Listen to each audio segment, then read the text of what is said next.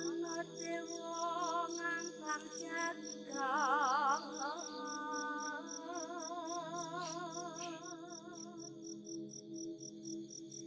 nyangking bokor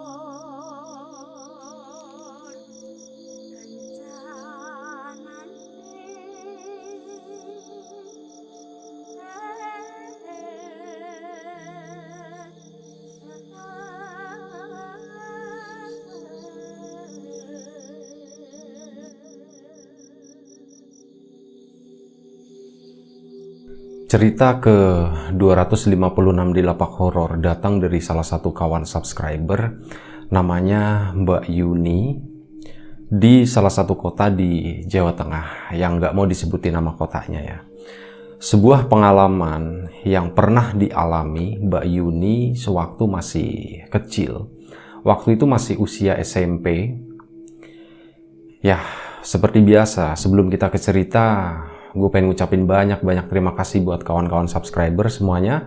Terima kasih buat kawan-kawan yang udah ngasih support, udah ngasih dukungan. Terima kasih juga buat kawan-kawan yang udah ngasih like, udah nge-share ke yang lainnya. Nggak lupa juga, terima kasih banyak buat kawan-kawan yang udah ninggalin komentar. Nah, kemarin itu banyak yang komentar gitu, katanya, oh nggak puasa kayak gitu, nggak. Sebenarnya gini, ini ngeteknya tuh malam ya, jadi ada kopi kayak gitu. Kadang gue minum kayak gitu, dan karena ini tayangnya siang, mungkin kawan-kawan berpikir seperti itu. Enggak, bukan seperti itu.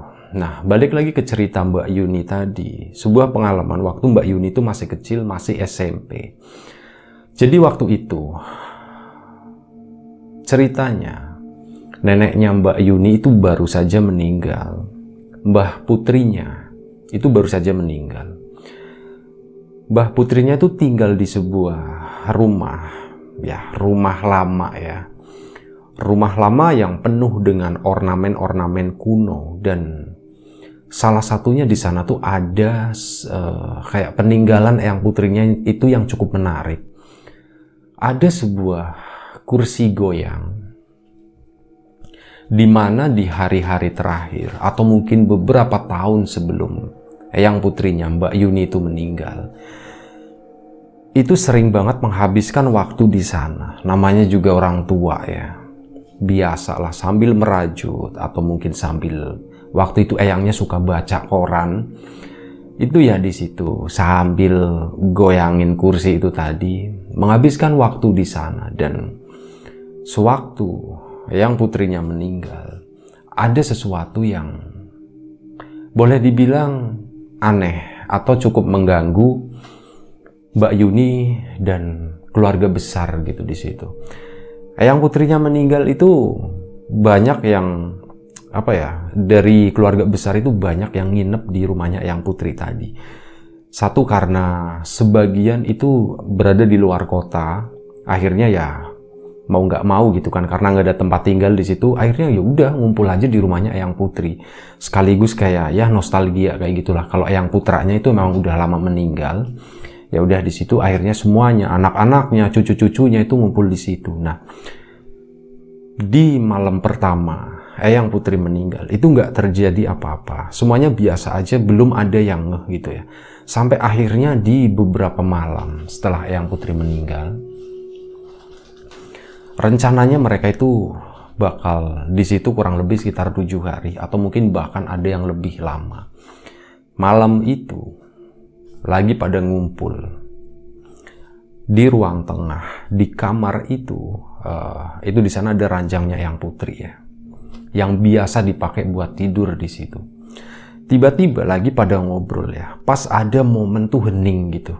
Jadi tadinya rame, tiba-tiba pet gitu kan. Biasanya kan sering kalau orang-orang ngobrol itu seperti itu. Tiba-tiba hening, pet gitu, nggak ada suara. Dan di momen hening itu, tiba-tiba ada suara dari dalam kamar. Kreot gitu. Itu kayak bunyi tempat tidur yang diduduki sama orang, atau ada orang yang tiduran di situ, baru tiduran gitu. Itu kan namanya juga ranjang kuno. Ranjang yang masih pakai kayu, itu kalau ada yang duduk di sana itu biasanya kan ada suaranya. Kasurnya itu masih pakai kasur kapuk kayak gitu. malam itu kedengeran suara kreot gitu kan.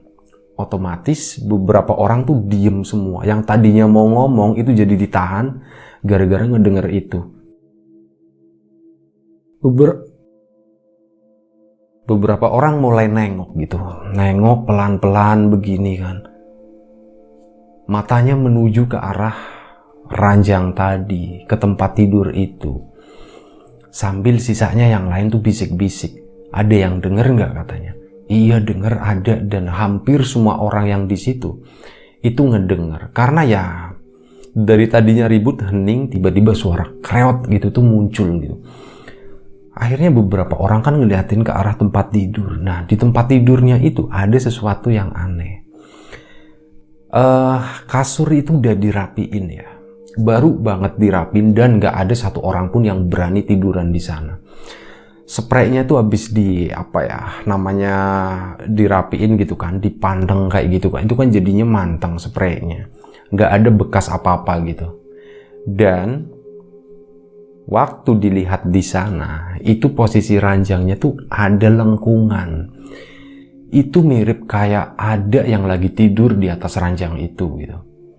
Itu yang lain pada bisik-bisik, Mbak Yu, Mbak, atau Bude gitu. Ngelihat nggak sih gitu, kasurnya tuh kok kayak gitu ya, ada yang melengkung katanya. Kayak ada yang tidur di sana. Nah kata budenya, Eyang Putri balik katanya seperti itu. Cuman bilang seperti itu doang, dan ngedenger kayak gitu itu semua yang di situ tuh mukanya tegang semua. Waduh, Eyang Putri pulang katanya seperti itu. Dan akhirnya beberapa orang pun penasaran nengokin gitu kan, coba ngedeket ke arah kamar tadi. Dan itu beneran, memang ada legokan kayak orang tidur di atas kasur itu. Sampai akhirnya bunyi kreot lagi kedua kalinya, dan di situ legokan itu tuh pun bergerak. Itu kayak orang yang tidurnya tuh geser atau mungkin miringin badan atau kayak gitu ya. Begitu yang kedua kreot itu orang tuh pada panik, pada kaget, pada takut gitu. Anak-anaknya Eyang Putri sama cucu-cucunya gitu. Nah Mbak Yuni ini cucunya, salah satu cucunya Eyang Putri. Itu kayak gitu pada ngeliat, pada ketakutan, akhirnya pada kabur pergi semua. Pada ke ruang tengah lagi ngumpul di situ gitu. Eyang Putri pulang katanya seperti itu. Itu malam pertama seperti itu. Dah akhirnya apa? Ya udah tenang aja gitu. Ada yang nenangin, salah satu Pak D-nya itu, udah tenang aja, nggak apa-apa kayak gini. Orang meninggal tuh biasanya kayak gitu, suka pulang gitu. Nah menurut banyak orang, masih banyak yang percaya dengan hal ini, kalau orang meninggal itu pulang lah dalam kurun waktu tertentu. Dan gue nggak mau ngebahas masalah kepercayaan ini karena tiap orang tuh beda-beda gitu ya. Udah kayak gitu, itu malam pertama. Nah keesokan paginya masih hangat pembicaraan apa yang terjadi semalam itu. Eyang Putri yang katanya pulang, yang balik tidur ke kamarnya di sana. Itu wah ceritanya tuh makin macem-macem lah, makin aneh-aneh gitu. Dan di momen itu tadi keluarga masih ngumpul ngomongin masalah yang terjadi itu, Mbak Yuni kali ini pagi-pagi. Jadi di ruang tengah itu ada kaca besar. Kaca besar itu tuh ngadepnya ke arah timur, di mana cahaya matahari itu masuk. Waktu itu masih pagi, kurang lebih sekitar jam 7:30. Di sana ada kursi goyang gitu kan. Kursi goyang yang biasa dipakai sama Eyang Putri. Mbak Yuni tuh di situ sambil main-main sama cucu-cucunya yang lain gitu ya, sama sepupu-sepupunya itu. Main-main di situ gitu, sambil sesekali tuh ngeliatin kursi goyang. Nah beberapa kali Mbak Yuni nengok ke arah kursi goyang tadi, itu kan berarti kondisinya tuh boleh dibilang kayak siluet kayak gitu kan, karena nembak sinar matahari yang dari arah luar itu. Nah di situ pas berapa kali nengok, itu Mbak Yuni kayak ngelihat ada siluet seorang wanita kurus badannya, itu lagi duduk di situ di kursi itu gitu. Wah Mbak Yuni langsung, Eyang Putri katanya, kayak langsung teriak. Sepupu-sepupunya kan langsung nengokin begini kan, pada ngeliatin. Tapi kata sepupu-sepupunya itu nggak ada yang lihat. Jadi yang lihat itu cuma Mbak Yuni doang. Seolah-olah di kursi goyang tadi ada satu sosok yang duduk. Dan sosok itu katanya ya mirip dengan sosoknya Eyang Putri. Cuman memang bentuknya itu siluet, cuman hitam, nggak terlalu jelas kelihatan. Itu seperti itu paginya. Udah makin rame lagi kan, semalam katanya pulang. Pagi ini ada Mbak Yuni yang katanya mengaku melihat Eyang Putrinya tuh lagi duduk di kursi itu. Nah, kali ini adalah sore harinya. Hari udah mulai agak gelap, mungkin sekitar jam 5 sore. Masih di ruang tengah, sebagian orang tuh di ruang belakang, lagi nyiapin makanan, persiapan buat acara tahlilan kayak gitu. Kan biasanya suka dikasih apa ya, kayak cemilan atau pacetan kayak gitulah. Nah, sebagian lagi di belakang situ. Mbak Yuni dan sepupunya, namanya anak kecil kan, ya lari-lari mondar-mandir, bolak-balik dari belakang ke depan, ke belakang. Pas lagi lari, atau bukan lari, lagi lewat lah. Lagi lewat ke arah ruang tengah itu lagi. Mata Mbak Yuni tuh tertuju ke kursi goyang tadi yang ada di sana. Itu awalnya tuh baik-baik aja. Semuanya tuh ya normal, kursi goyangnya tuh diem di sana gitu. Sampai akhirnya beberapa kali balikan, Mbak Yuni tuh berhenti. Kenapa? Karena Mbak Yuni ngelihat kursi goyang itu jalan. Ser, 3 kali jalan, terus berhenti. Mbak Yuni mundur, cerita ke ibunya, "Ma, kursinya Eyang Putri jalan sendiri," katanya seperti itu. Di situ maknya bukannya gimana-gimana, malah maknya ketakutan, langsung manggil budeknya Mbak Yuni ya. Mbak Yu, ini kata Yuni, dia katanya ngelihat kursi goyangnya itu jalan tadi," katanya seperti itu. Ya udah makin ribut lagi kan, makin ramai lagi kan. Waduh, ini kayaknya Eyang Putri beneran pulang deh, katanya seperti itu. Sampai akhirnya, udah intinya malam itu acara tahlilan selesai, lancar semuanya. Malam itu yang biasanya mereka ngumpul di tengah, di depan kamarnya Eyang Putri, itu gara-gara insiden kemarin, itu pada nggak berani gitu. Udah mereka jadi kayak siap-siap tidur. Nah, kamarnya Eyang Putri pun akhirnya ditutup. Ditutup tapi nggak penuh ya, mungkin disain sekitar 20 atau 30 cm aja, diganjel bagian belakang. Udah mereka tidur di situ. Sebentar ngopi dulu ya.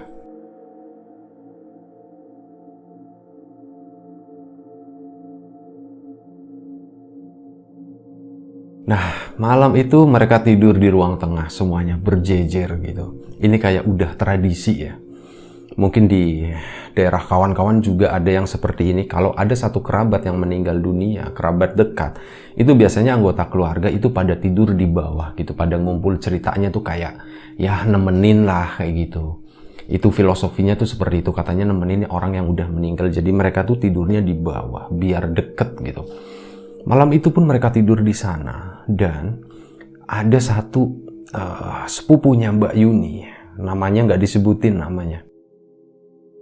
Itu malam-malam bangun gara-gara ada suara pintu kreot kayak gitu. Ada suara pintu kreot itu, yang pintunya tadinya cuman kebuka segini, itu pintu tuh ngebuka pelan-pelan sampai pintu itu tuh penuh kebuka. Dang, bunyi nabrak gitu ya. Itu sepupunya nengok begini kan. Wah. Udah habis itu ya dia nggak ngeliat apa-apa, cuman habis itu dia langsung balik badan, udah tidur gitu.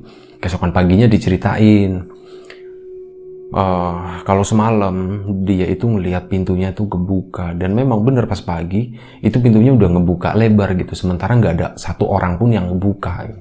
Ceritanya seperti itu. Sampai akhirnya pagi itu, berarti hari keberapa ya, hari kedua atau hari ketiga setelah Eyang Putri meninggal, Mbak Yuni itu namanya anak kecil ya, rasa penasarannya juga tinggi, antara takut dan penasaran gitu kan. Ini sebenarnya nggak, yang bagian ini gue skip aja. Intinya begini, pagi itu Mbak Yuni itu nyobain lagi di sela-sela main sama sepupunya itu. Kemarin kan ngelihat kalau kursi goyangnya Eyang Putri itu jalan sendiri. Dia pun penasaran, dia naik, dia duduk di sana. Duduk begini menuju ke arah, berarti apa ya? Ini jendela besar yang tadi. ini tempat duduknya Eyang Putri, kursi goyangnya itu ngadep ke arah depan. Jaraknya lumayan, karena ruang tengahnya tuh gede. Itu jaraknya lumayan jauh. Mungkin ada sekitar 6 atau 7 meter ya ke depan sana. Nah, depan sana itu ada kamar depan. Lah, lagi duduk begini kan, digoyang-goyangin. Oh, ternyata enak juga ya duduk di kursi goyang, kata Mbak Yuni seperti itu. Dia coba begini, goyang-goyang-goyang, dan nggak lama setelah itu pemandangan tuh katanya berubah. Semuanya berubah. Settingannya, kalau settingan rumah itu nggak terlalu banyak yang berubah. Cuman waktu itu hawanya tuh jadi agak sedikit gelap. Sebenarnya itu pagi ya, matahari tuh harusnya nyorot dari sini kan. Tapi itu kayak redup, kayak sore, udah agak gelap, gitu, berubah semuanya. Dan di sana Mbak Yuni itu ngelihat beberapa anak kecil lagi main-main di situ. Mereka lagi main-main dan gak ada satupun yang Mbak Yuni kenal. Mukanya semuanya beda. Itu bukan sepupu-sepupunya. Tapi Mbak Yuni tuh familiar dengan muka-muka itu. Dia terus merhatiin gitu, ngeliatin. Sampai ada satu anak nyebut namanya ini. Yang satunya nyebut lagi namanya ini. Di situ Mbak Yuni tuh baru ngeh kalau itu adalah nama ibunya sama budeknya. Jadi Mbak Yuni tuh ngelihat masa lalu. Dia lari ke belakang, ngelihat sesuatu yang pernah terjadi di masa lalu, di mana ibunya sama budeknya tuh masih kecil dan tante-tantenya yang lain itu lagi pada main di situ semua. Mirip dengan apa yang dia lakuin sama sepupu-sepupunya waktu itu. Ya udah, dia terus merhatiin begini kan, kok aneh ya, kok mama jadi kecil, katanya kok bude jadi kecil kayak gitu. Mbak Yuni tuh jadi menikmati pemandangan itu sampai akhirnya ada suara manggil, Yuni kesini. Nah, disitulah Mbak Yuni lompat dan semuanya itu berubah jadi normal lagi, di mana yang dilihat di situ itu adalah sepupu-sepupunya. Akhirnya Mbak Yuni udah dipanggil gitu kan sama mamahnya waktu itu.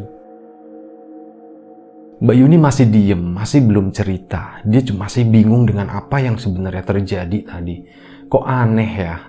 Udah lupa begitu aja. Dia tuh akhirnya main-main dengan sepupunya lagi. Waktu itu dipanggil, disuruh makan, disuruh sarapan dulu. Akhirnya Mbak Yuni pun sarapan. Selesai sarapan, lanjut main-main dengan sepupunya. Nah, siang harinya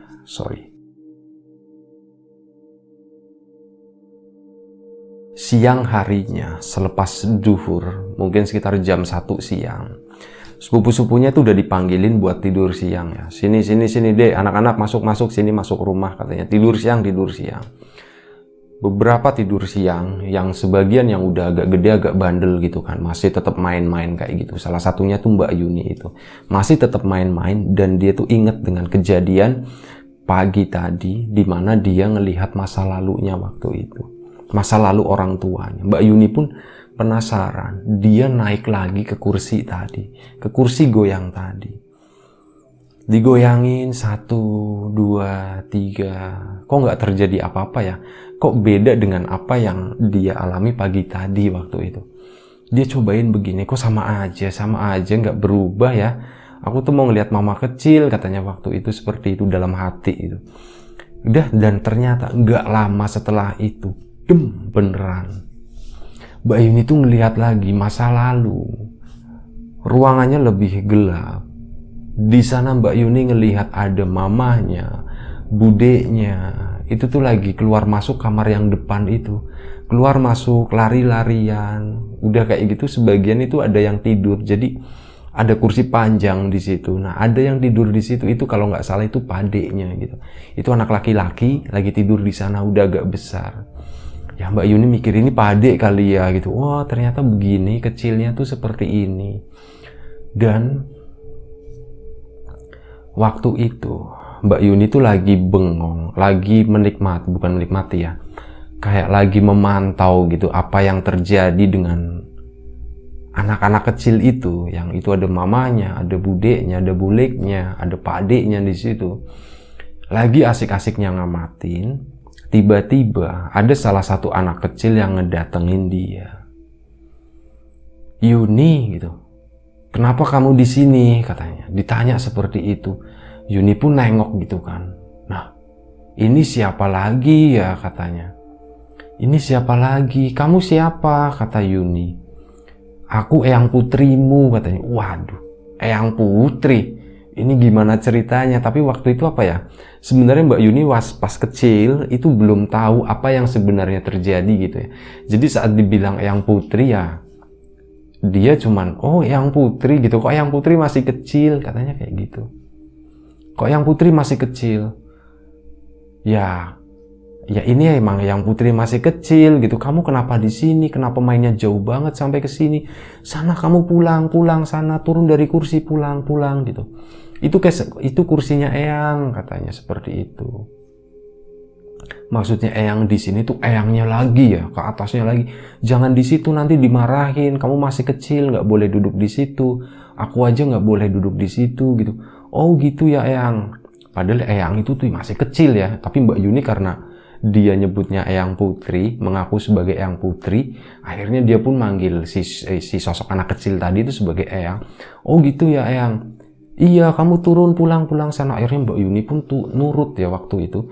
Dia turun dari situ dan semuanya berubah lagi ke kayak yang aslinya gitu, dimana itu yang dilihat di depan itu ya sepupu-sepupunya itu. Sementara pas nengok ke sini, nyari eyang putrinya itu udah nggak ada, kayak gitu. Itu dilakuin terus sama Mbak Yuni itu selama beberapa hari. Bahkan dalam sehari itu beberapa kali, sampai puncaknya itu. Ya intinya apa yang dilihat ya, sewaktu duduk di kursi itu, Mbak Yuni itu dibawa kayak terbang ke masa lalu. Ngelihat orang tuanya, ngelihat eyang-eyangnya, itu masih kecil semua. Pokoknya seperti itulah.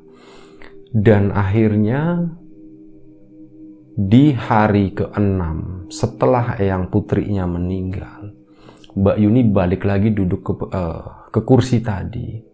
Nah di sana itu nggak terjadi apa-apa. Padahal Mbak Yuni itu udah duduk di situ udah cukup lama. Udah hampir setengah jam waktu itu duduk di situ, tapi nggak ada yang terjadi. Semuanya biasa aja. Apa yang dilihat ya pemandangan hari itu. Ada sepupunya seperti biasa ya, ada lalu lalang orang lagi sibuk buat acara tahlilan kayak gitu. Dia duduk di situ diem aja sambil goyang-goyang kayak gini. Dan tiba-tiba, bam, semuanya tuh jadi gelap. Mbak Yuni bukan berada di dalam ruangan itu lagi, tapi dibawa ke arah belakang rumah. Arah belakang rumah itu beda banget. Jadi Mbak Yuni tahu arah belakang rumah itu gara-gara nengok, oh itu ada rumahnya eyang. Tapi rumahnya itu masih bagus. Dan memang agak sedikit berbeda dengan yang sekarang. Memang saat Mbak Yuni ke sana sama sepupunya itu kan biasa juga main di area belakang rumah kan. Ada semacam kayak kebun tapi kecil kayak gitu. Nah itu dibawa ke situ. Dan lah kok aku di sini tadi kan duduk di kursi. Dia di situ melihat sama ada beberapa anak kecil. Ada ibunya, ada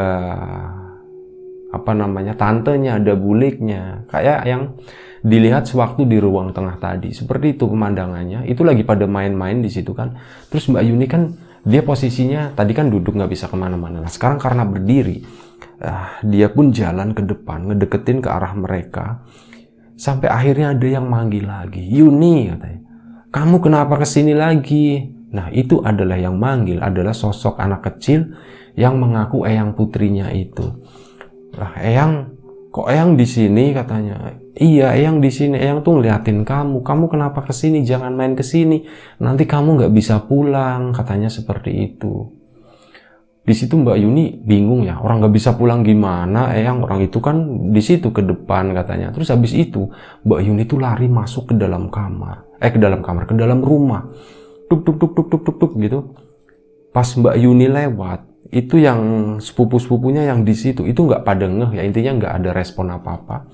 Mbak Yuni sempet nengok begini pas lari, yang lihat ibunya sama bude-budenya itu masih kecil, itu mereka lagi sibuk bermain di situ. Dia terus lari, tuk masuk ke dalam rumah. Nah, pas masuk ke dalam rumah, ya rumahnya masih rumah dulu, di mana posisinya itu masih sedikit berubah dengan apa yang terakhir dia lihat di dunia nyata ya. Apa namanya ya? Kursi goyangnya masih ada, tapi posisi lemari itu udah pindah. Di sana Mbak Yuni tuh ngelihat ada beberapa orang tua lagi duduk di ruang tamu. Mereka terlihat lagi ngobrol-ngobrol gitu. Ngobrolnya apa Mbak Yuni nggak inget waktu itu, yang jelas mereka tuh ngobrol-ngobrol. Nah, si sosok yang mengaku Eyang Putri tadi itu ngikutin Mbak Yuni dari belakang. Itu Eyang, katanya, itu Eyang Kakung sama Eyang Putri. Mbak Yuni masih kecil ya, dia tuh bingung. Lah, kamu kan Eyang Putri, dia Eyang Putri, jadi yang bener yang mana? Itu Eyang Putriku, katanya. Berarti jauh lagi sebelum kamu nggak pernah lihat, katanya kayak gitu. Oh begitu ya. Terus udah Mbak Yuni ceruntul aja ke sana ke depan, Eyang Putri gitu, Eyang Kakung, manggil kayak gitu. Tapi dipanggil Eyang Putri sama Eyang Kakungnya itu kayak nggak denger. Semuanya tuh cuman diem aja, masih lanjut ngobrol. Di situ Mbak Yuni bingung. Yang manggil yang anak kecil tadi ya, kok mereka nggak denger suaraku, katanya. Iya, kamu nggak kedengeran sama mereka nggak bisa ngelihat kamu, katanya. Cuman kamu aja yang bisa melihat mereka, katanya. Seperti, oh gitu ya, iya. Ya udah deh, akhirnya Mbak Yuni pulang lagi ke belakang lagi, ke arah kebun di mana dia pertama kali masuk ke situ ya. Titik awalnya dia balik ke situ lagi. Eyang Putrinya tuh ngikutin. Eyang Putri, aku mau pulang, aku mau ketemu sama ibu, katanya. Lah, itu ibu kamu lagi main, katanya. Bukan ibu yang ini, aku mau ketemunya ibu yang besar, yang udah besar. Ya nanti ya, kamu sabar ya, katanya seperti itu. Belum waktunya kamu pulang, kata Eyang Putrinya seperti. Kok gitu Eyang Putri gitu? Aku kan udah mau pulang, aku di sini takut nggak ada yang kenal gitu. Nggak ada yang kenal gimana, itu ibu kamu, itu pade kamu, itu bule kamu. Nggak mau, aku nggak mau yang gitu, aku nggak mau yang kecil, akunya maunya ibu yang besar, aku maunya mama yang besar, katanya. Nah, Eyang Putri yang ngejelasin, Yuni, belum waktunya. Nanti kalau udah waktunya, kamu akan pulang sendiri gitu.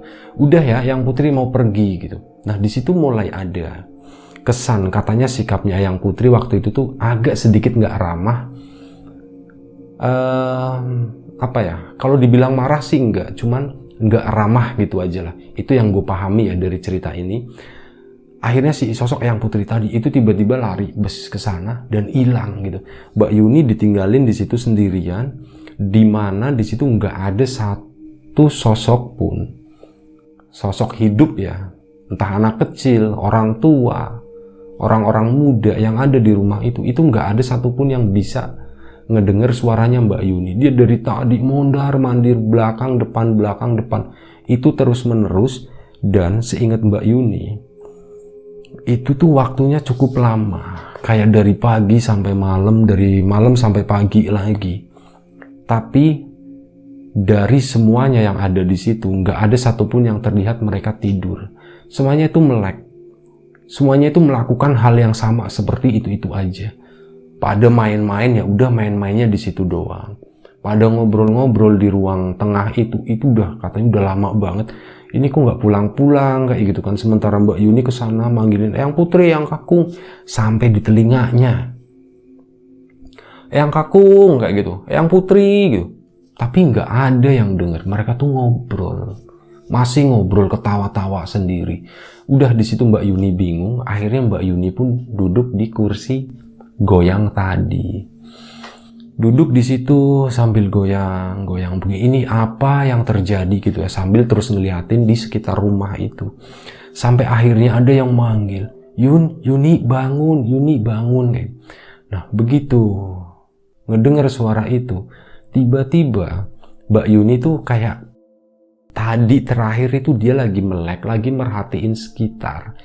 Tiba-tiba dia tuh kayak bangun dari tidur. Kondisinya udah merem begini, begitu melek begini, kayak ada yang manggil gitu kan, Yuni bangun gitu. Dia melek, pas yang dilihat itu balik lagi ke kayak masa yang sekarang. Dia ngelihat sepupunya udah rame dikerumunin sama orang. Dia ngelihat ibunya yang besar. Mama, kok mama sekarang udah gede katanya.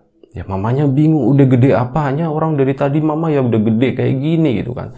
Udah bingung, udah mamanya bingung. Udah akhirnya diangkat lah si Mbak Yuni tadi, dibawa di kamar yang depan, ditidurin di situ. Bukan di kamarnya yang kakung ya.